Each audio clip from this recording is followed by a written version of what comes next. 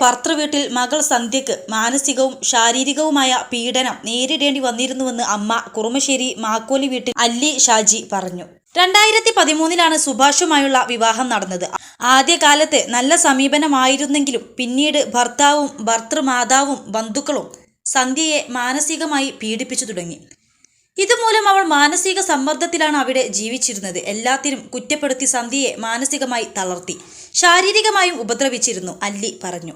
ഭർത്തൃവീട്ടുകാരുമായുള്ള അഭിപ്രായ വ്യത്യാസത്തെ തുടർന്ന് വിഷുവിന് മുൻപ് 1.5 മാസത്തോളം സന്ധ്യ കുറുമശ്ശേരിയിലെ വീട്ടിൽ വന്നു നിന്നിരുന്നു. വിഷുവിനാണ് മടങ്ങിയത്. ഇതിനിടെ സന്ധ്യയ്ക്ക് മാനസികമായി തകരാറുണ്ടോ എന്ന് പരിശോധിപ്പിക്കണമെന്ന് ഭർത്തൃവീട്ടുകാർ ആവശ്യപ്പെട്ടു. അങ്കമാലിയിലെ ആശുപത്രിയിൽ പരിശോധനയും നടത്തി. സന്ധ്യയ്ക്ക് മാനസിക ആരോഗ്യ പ്രശ്നങ്ങൾ ഇല്ലെന്നാണ് ഡോക്ടർ അറിയിച്ചത്. 21 ലക്ഷത്തോളം സന്തുഷ്ടരായ ഉപഭോക്താക്കളും 2 ലക്ഷത്തോളം തിമിര ശസ്ത്രക്രിയകളും പൂർത്തിയാക്കിയ മലബാറിലെ ഏക കണ്ണാശുപത്രി Alsalama eye hospital, hospital road, Perinthalmanna. ഭർത്തൃവീട്ടിൽ മടങ്ങിച്ചെന്ന ശേഷവും തന്നെ പീഡിപ്പിക്കുകയാണെന്ന് സന്ധ്യ മൂത്ത സഹോദരി സൗമ്യയെ വിളിച്ചു പറഞ്ഞിരുന്നു. തുടർന്ന് പോലീസിന്റെ വനിതാ ഹെൽപ്പ് ലൈനിൽ സൗമ്യ പരാതിയും നൽകി.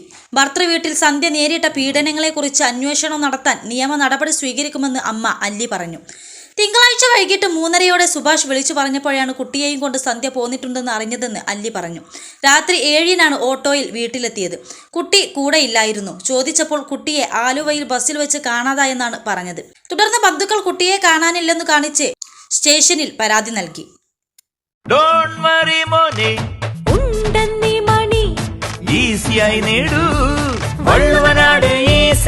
ആവശ്യം ഏതുമാകട്ടെ, പണം ഞങ്ങൾ തരും.